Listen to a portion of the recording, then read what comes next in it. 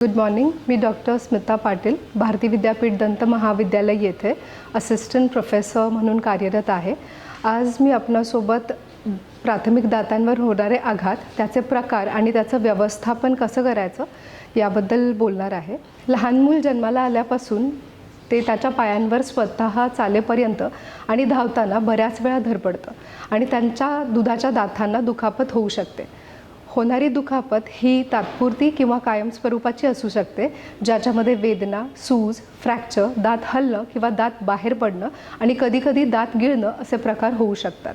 म्हणूनच तात्काळ दंतवैद्यांचा सल्ला घेणं आवश्यक ठरतं, कारण योग्य उपचारानंतरच कायमच्या दातांना नुकसान होणं टाळू शकतं.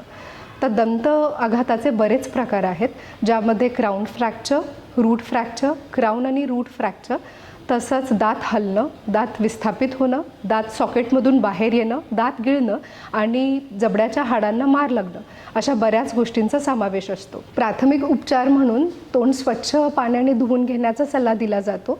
जर सूज आली असेल तर थंड कंप्रेशन म्हणजेच कपड्यात बर्फ गुंडाळून तो दातांमध्ये धरावा लागतो आणि जर दाताचा तुकडा पडला असेल तर तुकडा सोबत ठेवणं गरजेचं राहतं. क्राऊन फ्रॅक्चर झाला तर कोणत्या पातळीवरती क्राऊन फ्रॅक्चर आहे हे बघून त्याचा उपचार ठरवला जातो. जर फ्रॅक्चर वरच्या पातळीपर्यंत असेल तर दातांच्या कडा मऊ केल्या जातात. जर फ्रॅक्चर मधल्या पातळीपर्यंत असेल तर दातांमध्ये फिलिंग करून दात वाचवला जाऊ शकतो. जर फ्रॅक्चर नसेपर्यंत गेलं असेल तर नसेची ट्रीटमेंट करून दात वाचवण्याचा सल्ला दिला जातो. मुळाचे फ्रॅक्चर झाल्यास शक्यतो दुधाचा दात काढणं हेच योग्य ठरतं.